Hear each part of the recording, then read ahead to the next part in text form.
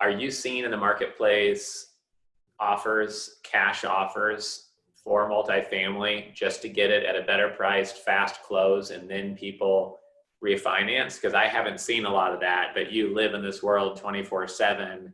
Is it becoming so competitive that you can get a better price? You say, hey, we'll pay full cash, we'll close in 15 days or something, and people are snagging properties that way, or is that not very common at all?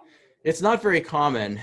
It may be a little bit more common perhaps in like over the $50 million mark, when you might have, like one of the 800-pound gorillas that has billions and billions of cash sitting there literally in a bank account waiting to be deployed.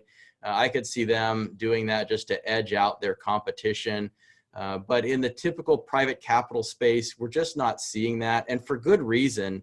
Most operators are either raising capital on a deal by deal basis, which of course wouldn't make a lot of sense to raise 50 million and then give 70% of it back when you get debt later.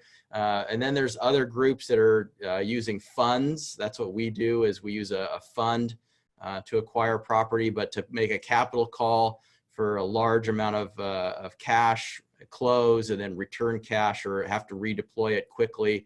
It's tactically problematic. So we really haven't seen a lot of that. Sure.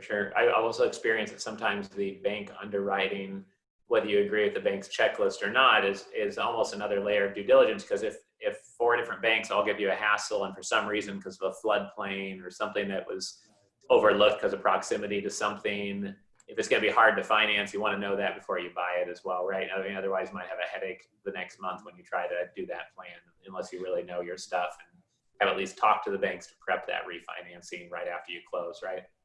Without question. I mean, it would hurt a lot to acquire a $50 million property all cash with the intention of getting a $35 million loan after the fact and not get it. Right. Yeah. This content was created by commercialrealestate.com. Access our community, investment databases, training, and live events by visiting www.commercialrealestate.com.